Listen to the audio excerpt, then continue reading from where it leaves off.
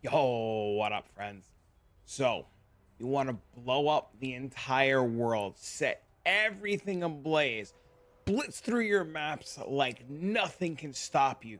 You want to be the fireball, the death ball of explosions, the who did it and what did it and how you did it.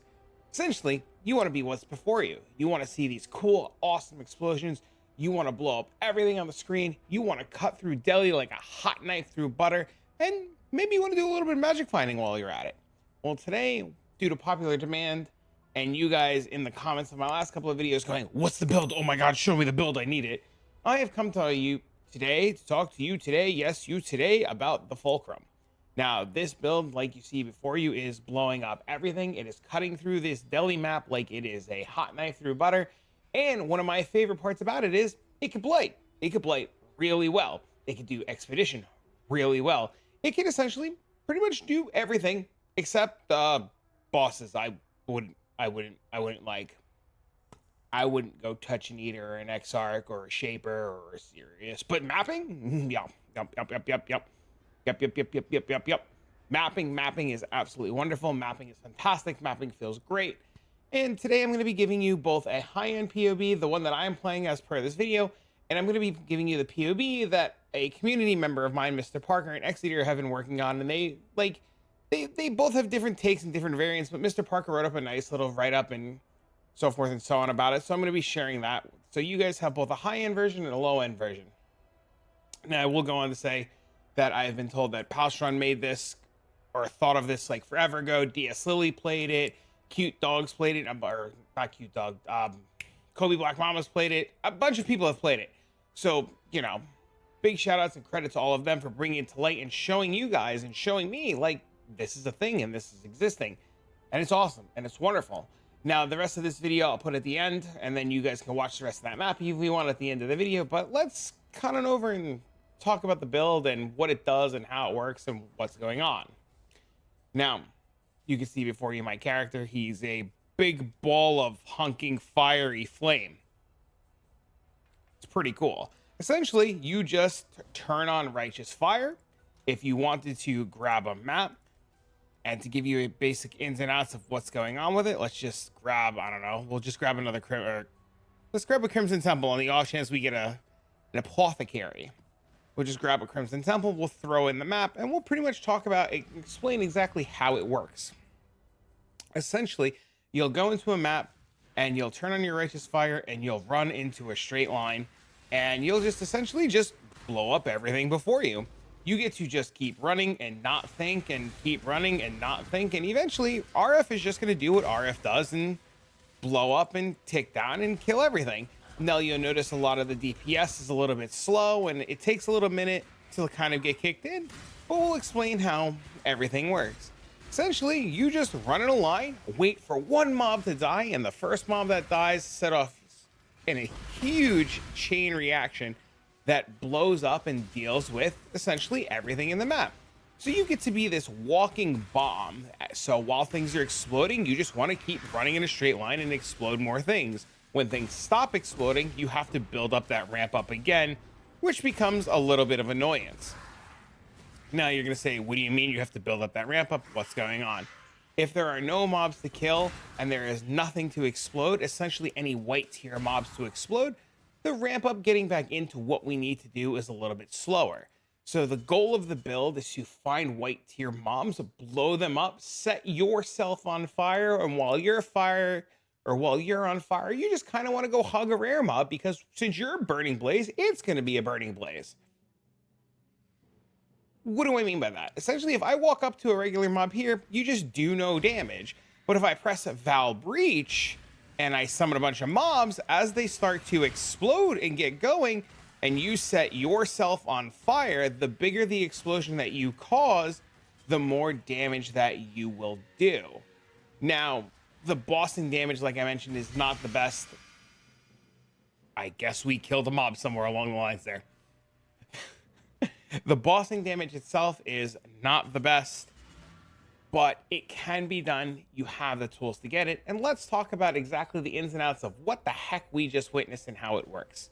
Now, the build itself is called the Fulcrum, or the Fulcrum RF Chieftain, or the Fulcrum go boom, boom, boom, boom, boom, whatever you want to label it as, and however you want to talk about it. But essentially, the TLDR is the entire build is revolving around this weapon here. The Fulcrum itself has a lot of lines of text. It is awesome. We don't care about any single line of text on it other than elemental ailments you inflict are reflected to you. Meaning if I ignite something, I get ignited. If I shock something, I get shocked. If I chill something, I get chilled. So we take the Fulcrum, we set something on fire, it sets us on fire, we're on fire, we hug someone, we blow them up. Pretty much the TLDR to what's going on. The other bigger interactions that go alongside of it, they confuse the absolute hell out of me. But essentially TLDR, you get touched, you're on fire, you touch the homie next to you, the homie that touched you blows up, you're on fire, you don't blow up, you touch them, they blow up. Now you're gonna say to me, well, if you're on fire, how are you not dying? And that's why we play a chieftain. Now that ascendancy that everybody's like, oh, it's bad. It's pretty good. It does things, very useful things, pretty cool things. One of these notables, make sure that you're unaffected by ignite, which is the Tesalio cleansing water. Unaffected by ignite is very different than immune from ignite. If we were immune from ailments, this build would not work. So if you were immune to ignite, it would not work. So you can't have elemental ailment immunity because you'll break the build. But you can have unaffected. So this still means that you get set on fire, but it does nothing to you. So we grab the Fulcrum, we touch a mob, the mob gets set on fire, we set ourselves on fire thanks to the Fulcrum, the cleansing water makes us unaffected by ignite, and then pretty much we just scale our fire resistance through the roof with things like Cloak of Flame, then we have Purity of something somewhere, we have a Purity somewhere, all kinds of cool things, and we just kind of like kick our resistances up to 90%, and we just never die. There's a Purity of Fire somewhere. It's in one of these links. Now I'm going to feel kind of dumb because I don't know where it is that I'm talking about it. Is it here? It's here. It's here. Purity of Fire. Haha, I found it. Yeah. But Fulcrum, and then we're going to pair it with a couple of things. Now, as I mentioned, there's going to be a POB down below in the description. That POB is part from the community with helps and hints and stuff taken from pretty much the whole of POE. That's going to be more of a budget line. The one that I'm playing is a little bit more expensive. But essentially, before I threw on a Mage Blood, before I threw on a Death's Rush and did like the Maven boots and stuff like that, I copied the POB down below with all the Magic Find gear. It works great. It works fantastic. So do not be intimidated by the Mage Blood. You do not need the Mage Blood. But let's talk about the gear. We know what the Fulcrum's doing. We know it's setting things on fire, setting us on fire, and making these cool explosions. Those explosions are coming from the Hinakora's Death Fury, part of the Chieftain Ascendancy. So essentially, when we set things on fire, things will explode. This 500% damage will start an ignite based upon 500% of the monster's life pool. That ignite will go back into us, and we'll just kill everything. We're going to be pairing this with a Cloak of Flames. I got mine with +2 AoE gems to buff up all of my skills inside the Cloak. The Cloak is giving us pure fire resistance. It's giving us 60% increased duration of ignite on enemies. So we want that. That's really important because we want to extend their ignites as long as possible. We're getting 40% physical damage taken as fire, and we're scaling our fire resistance through the roof. So 40% of our physical damage is going towards fire. And we're going to be pairing that with our Divergent Herald of Ash. We use Divergent for increased area effect. And it's just overall, you know, it's pretty good. We just want the Herald of Ash to explode and kill all the mobs around us and cause a lot of damage. Now you'll notice that Herald of Ash has an AoE tag, hence we have the AoE on our gems. Herald of Ash also has a spell tag, a fire tag, duration tag, so you can get duration if you want, but duration doesn't really scale with everything else. We have a Malevolence. You do not need the Malevolence. I put the Malevolence in to scale my RF damage a little bit more. Fitting in the Malevolence will cost you a little bit extra, so you don't need to do that. We use Malevolence, like I said, for more RF damage. Purity of Fire. This is very important. This needs to be level 21. 21 so that you can push the maximum additional fire res to 90. So this has to be 21. We're going to have an Enlightened 4 support. That's a little part of the pricey part of this build. You might not need an Enlightened 4 if you don't put in the Malevolence. I needed an Enlightened 4. You have a haste. The haste lets you cast and move faster, which is pretty good. And we've put it with a 21 determination. You can do 20, but I got 21 for more armor. Our helmet, we're just going to be taking a basic helmet. We have some RMR on it. We have some fire resist. Fire resist is a running theme. Fire resistance is going to be very important. We have some chaos resistance, max life. Now, you can get a helmet with rarity like you'll see in the other POB. You can get the Zoth helmet for armors increased by overcapped fire resistance. I like this helmet a lot. This helmet gives us fire damage taken, or physical damage taken from hits as fire as an implicit. We get physical damage taken from hits as fire as a craft on the helmet. That gives us a lot of effective HP. We get increased area of effect, which is really good. And overall, the helmet I think is pretty good. The helmet should not be very expensive at all. It'll be relatively easy to make. If you don't know how to make the helmet and you want to leave a comment down below, I can give you instructions. But essentially, you just hit the helmet with Essence of Loathing until you hit fire resist or chaos resist. Lock suffixes reforge the missing resistance, depending on which one you're short. And then lock suffixes again, reforge life to get some life on it. Not too terrible. Our amulet, we're going to be using the most broken, busted thing in the entire existence of the game ever with the Defiance of Destiny. I don't know how this thing is as common and cheap as it is, but essentially the most important line of text on this amulet is the missing unreserved life before being hit by an enemy. When you buy this amulet, if you already don't have it, you just want to get a high roll on that, whatever's within your budget. This essentially says missing unreserved life. You gain it, by being hit by an enemy. So just pretty much just makes you the tankiest thing in the whole wide world. Just absolutely just busted tanky strong. Now this is a roll from 25 to 35. If you catalyst this with life and mana, which should be fertile, I think it's fertile, this will kick it up to 42%, which is really good. Our rings, we're going to be using a winter weave. We use winter weave because this ring has a very important line of text. It says the effects of chill on you is reversed.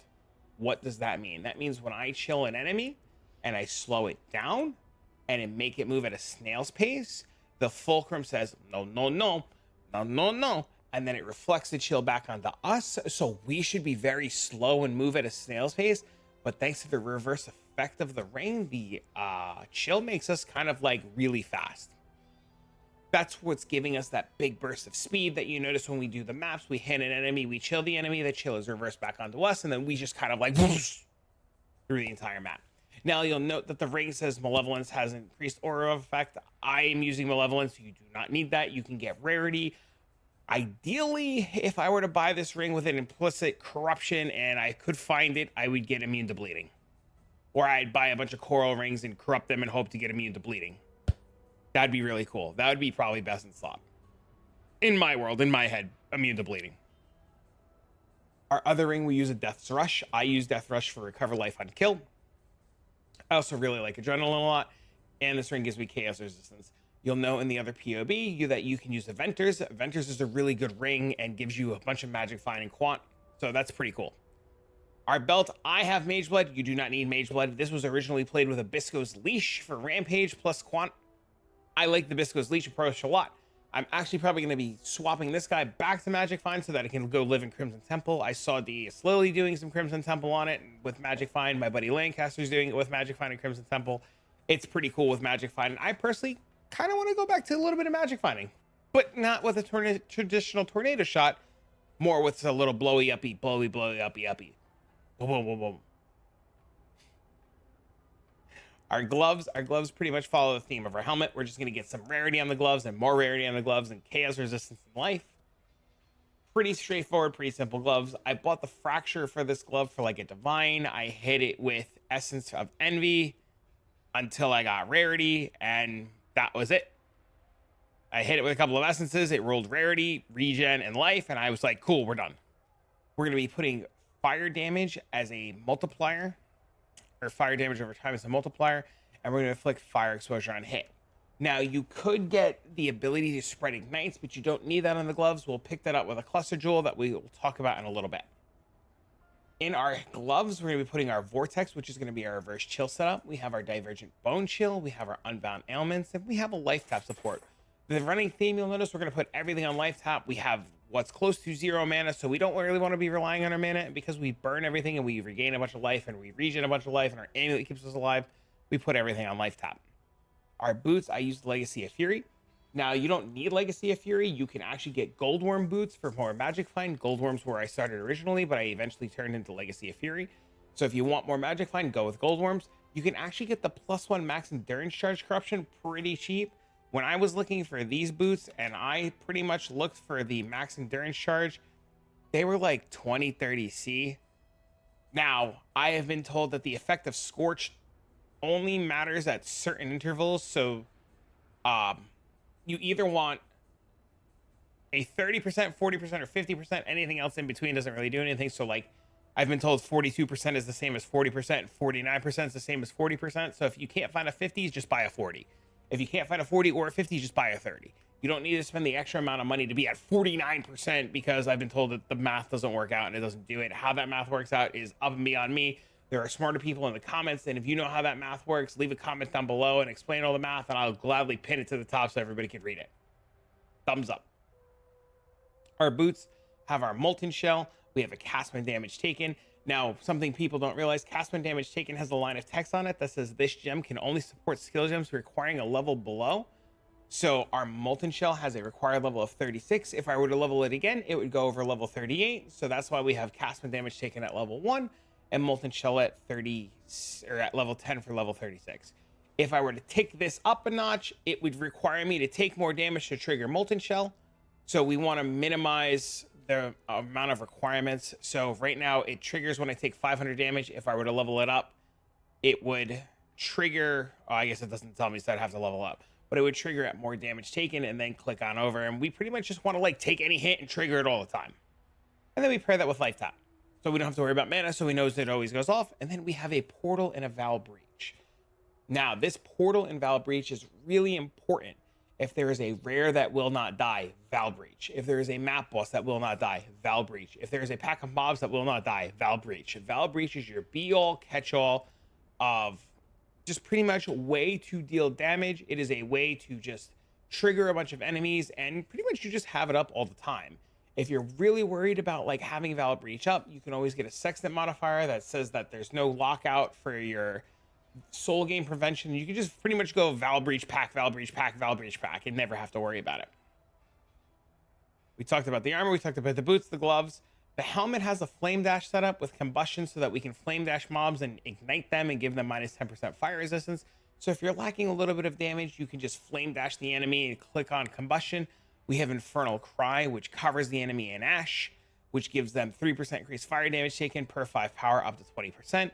So we just kind of like, you know, we just do that. It also, our explosions deal fire damage equal to 8% of the monster's life. So it's another source of explosion alongside of the Hinekora. We have put that all on life tap too. Now the main links, the main mumbo jumbo of the Fulcrum, we have Awakened Burning damage with Righteous Fire being level 21. If you can get a VAAL Righteous Fire and you want to use the VAAL side of it, it's a lot of damage. You don't need it. We have Elemental Focus support. We have Efficacy, Swift Affliction, and life tap. Now, I had mentioned that our flasks are set up for Mage Blood. The other POB in the description, the more budget POB or the Magic Find POB, will revolve more around Biscos and have all the flasks that you need there. As far as our Ascendancy goes and our tree goes, we're going to be taking Chieftain. Chieftain, we talked about, is pretty good. It gives us the Unaffected by a Night from the Thessalios Cleansing Order. It gives us the Hinekora's Death Fury, which gives us those big, wonderful explosions for the 500% that pretty much nuke and kill everything. We get Ramako's Sunlight, which gives us fire damage over time is 20% or more damage over time, or fire resistance towards damage over time is a lot higher as long as we're stationary. We are really tanky in this build, like really tanky. So it's pretty easy to like just stand still.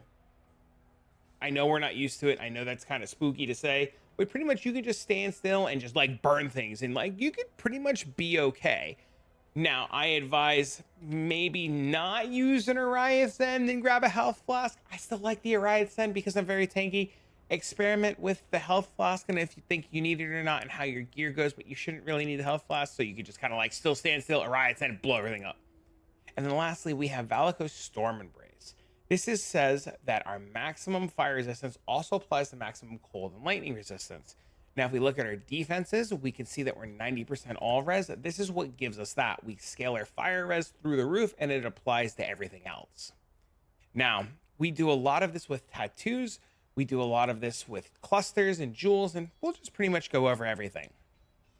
The tree will slightly differ from mine to the budget, depending on if you want to fit in the malevolence or not. Essentially, the same rule of thumb applies across the board. We are going to tattoo all of our strength nodes for explosions. We're going to tattoo all of our int nodes for rarity if we want them. And then we're going to tattoo some fire resistance nodes here and there to help us get our max fire resistance where we need it to be. Now you'll notice I have max life here. I have enemies you kill have a 2% chance to explode. I have enough explode tattoos for like 30%, 32%. Pretty much anything over 25% is going to feel really good. And the more spots that you want to put, the more likely it is to explode. If an enemy explodes, we get that big burst of damage, and then we reflect that big burst of damage. So making sure that you kill an enemy and it explodes is a really good thing. Now we have a warrior's tail here. I managed to find this one with penetrates fire damage. This one was like 1.5 divines at the time of recording. I think I actually paid a little under a divine when I bought it, but people have been buying them because they've been seeing other streamers play it, and people pretty much have just been talking about this build left and right. But you should still be able to find this, and if you don't, the damage penetrates 1% fire resistance, you don't need it. So it's not that big of a deal. We essentially use this so that we can get a tattoo for maximum fire resistance, and we can put that right here. This will give us plus 2% to maximum fire resistance, and then we can fit another one down here for another plus 2%. This gives us 4%. And then this also converts our explosion nodes into 4%. So we have two 4% nodes, and then we have two plus 2% nodes. We also take prismatic sand for another 2%. So 75 goes to 77, 79, 81. Where is it? The purity of fire being 21 plus 2 from the armor goes to 5%. So we get another plus 5 there. And then we take another 1% here. That should be what you need to kick it up to where you need it to be to get higher percentages. If you notice that you're still missing fire resistance, or you need to get another 2%, you could put a fire resistance tattoo here, or you could put a fire resistance tattoo here, so that you can get another 2% either here or here. Now note, you can't do it here and here because this says that it requires one adjacent passive skill to be allocated. So I could put it here, and this is unallocated, and it will count. If I put it here and put it here, this will be connected here and here, and it will not work. That's why we have this weird little jut off over here, this weird one here, and this weird one here. Now, I take an exonerable to gain endurance charges. This build has 7 endurance charges. You can get this on a small cluster like you'll see in the other POB. We take a forbidden flame and a forbidden flesh for unyielding. Unyielding, I'm trying to remember off the top of my head. I'm going to peek over here at POB. Unyielding gives us damage per endurance charge. We have 7 endurance charges, so we'll gain 8% damage per endurance charge. I'm actually going to bring this over so you guys can see this. We have area of effect per endurance charge, and we gain endurance charges, or 25% chance to gain endurance charge when you're stunned. When you stun an enemy, that never works, and we never get the chance to stun. So we pretty much just get a bunch of damage and a bunch of area of effect from an exonerable. And in other places, we're just going to take stamina, so we get a +1 max endurance charge. We're going to take barbarism to gain +1 maximum fire resistance. We're going to take hardy for life regeneration and regenerate 50% life. We're going to tattoo every single node with a chance to explode. We're going to come over here. We're going to grab an elegant hubris for Caspiro. The 2 nodes that we want to modify are the eternal, or these 2 nodes right here. I opted for more life and damage per endurance charge. I know the other POB, looking at it, has... Where is it? The other POB, as Path of Exile breaks on me, has... Oh, I think he has the same. Oh, no, he has rarity, double rarity. There are a lot of options. I'll include a link to the Timeless Jewel calculator down below, and you can pretty much set it up to check on how these 2 nodes and look at a bunch of different options. The Timeless Jewels are really cheap.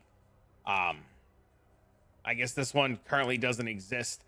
I took Caspiro so that I can get Supreme Ostentation so that I can ignore all the stat requirements. It's pretty good. You really don't care what these 2 nodes are as long as you get a Caspiro jewel. So if you can't find one with good notables here, just get one for Caspiro, get a Supreme Ostentation, and then eventually just keep an eye out for good notables here. Up here, we take Devotion for more max life, Holy Domination for chance to ignite. These nodes are really important. It's the same reason why we have Ash, Frost, and Storm on our amulet. We want to make sure that we have a 100% chance to ignite, because if we don't ignite the mobs and the mob explodes, then we don't get ignite reflected back to us, and we can't reflect on the other mobs. So you want to make sure that all of your fire damage at all times always ignites. It's the same reason why down here that we take the shock and ignite chance instead of the damaging elements, and the same reason over here that we take ignite chance. If you notice that in POB or on your character that you're 100% ignite or over ignite chance, you could swap these nodes for more fire damage over time multiplier. Same with up here. I did not really check since I put the character together and I changed things because everything was just blowing up. I didn't feel like I needed more damage. So you just, pick and choose and look around and how you feel things are going to work. Sovereignty for mana reservation. Over here, I personally took +1 endurance charge, +1 maximum fire resistance. I really wanted to stack endurance charges on this as I liked it a lot. I know the other POB takes an onslaught on hit. Both options are really good and you can't go wrong. Now, the big differences between the two POBs that you'll notice is one of the POBs is going to have malevolence and the other one is not going to have malevolence. And the big takeaway and the big difference is if you're going to copy what I'm doing with malevolence, you probably need to find a megalomaniac and a mana reservation cluster to fit everything. If you don't do this, you can tattoo some RMR nodes on some of the int nodes. I really don't think you need the malevolence. I was mostly experimenting with it, and the build worked with it and the build worked without it, and I just couldn't be bothered to get rid of it. If you do choose to go the malevolence route, I looked for a megalomaniac that had uncompromising and mortifying aspect. Mortifying aspect gives us RMR for malevolence. Uncompromising gives us determination RMR. In the other POB, you don't need this. It doesn't have it. You don't have to go with it. The only thing in the other POB and the only thing in this POB that's extremely important in terms of cluster jewels is note star, asterisk star. The only thing that you need is a medium cluster with fan the flames. This is the most important thing in terms of the Atlas tree or the passive tree, and you need this 100% without argument. Fan the Flame says ignites, you inflict spread to other enemies within a radius of 1.5 miles. Pretty much this means if I blow up one thing and I get ignited and I ignite something and that blows up, that explosion will go to that guy and that guy and that guy and that guy. This also makes Blight really good because if I'm doing a blatant counter in a map and I set the lane on fire, those explosions will go down the lane to the portal, sit at the portal, mobs will come out of the portal and continue to blow up. This is probably one of the best in-map Blight farmers I have ever played and would highly recommend. Now, I also have Cooked Alive for more ignite chance, and enemies ignited have -5% of fire resistance. I think it's really good. Now, I mentioned that if you're going to be playing my version or the way that I'm doing it, I got a small cluster with Pure Might and Increased Effect and a bunch of attributes. You do not need the attributes as you are Caspiro. I just found this on trade. It was relatively cheap. I think somebody missed their fracture and just wanted to sell it and make their money back. But in the lesser version where there is no malevolence, you actually take a small cluster jewel for Enduring Composure. This gives you Enduring Composure, and then you get to remove the points for Inexonerable. I really recommend you take a look at the POB, as this POB also has a ton of notes and a ton of questions that you can answer or has answers to. I think, like I said, I think he did an extremely important, fantastic, wonderful, awesome, great, good job with this. So I'm going to leave this down below and you guys can leave a thumbs up, say thank you in the comments and let him know that you appreciate the hard work and all the answers and stuff, because I sure as hell do. And I make sure that I'm going to talk about it. But yeah, that's pretty much it. That's the build. Closing arguments or closing notes that I want to make is, as far as your pantheons go, something very important. You can be frozen and you will be frozen because we don't have ailment immunity. So you want to take the avoid being frozen pantheon. If you already have a Marauder and a Chieftain leveled and that Marauder and Chieftain has reduced effects of chill, you need to reroll. It will break the build. You will need to reroll. Do not take and do not capture the pirate treasure. You will need to reroll. Do not do it. Good. Glad we are in agreement. Otherwise, can't be frozen, can't be stunned, feels good. I mean, we're already stun immune, but can't be frozen, feels good, thumbs up. And then as far as the other small passive goes, I pretty much just swap around and go to do other things depending on what I need. I haven't even bothered getting the smaller ones yet because there hasn't really been a need. The character's been crazy. It's been awesome. It's been great. It's been blowing up everything. And it feels good. Character feels great. I managed to get to 99 and then level to 100 doing 5 ways. I just wanted 100. I thought it'd be cool. But the character plays really well. I did delirium farming on stream. I've done mapping with it. I've done everything except bosses, and you really can't complain, especially for the price point. The biggest problem that you guys are probably going to have is the Fulcrum. Right now, it's 42 divines. Some days it's 35 divines. Some days it's 70 divines. I don't know. I don't understand. If you are going to buy the Fulcrum, you just buy the Fulcrum. You care about none of the rolls. Do not worry about the rolls.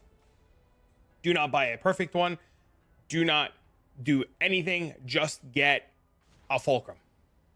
But otherwise, if you like it and you tried it and you played it and you had fun, let me know. If there's a cool build you guys want me to see, cool build you guys want me to try, please let me know. If you made it this far in the video and you were like, wow, that was cool, or that was awesome, or you had a good time, or you want to just help support me and the stream and the everything, don't forget to like, comment, share, subscribe. All of that really helps the algorithm. It really kind of like helps me along the way. But for now, friends, I'm going to go get this video out to you guys, and then I'm going to be working on my next fun project. You want to see what this is all about, stay tuned for the next one. But for now, friends, so long, farewell, goodbye.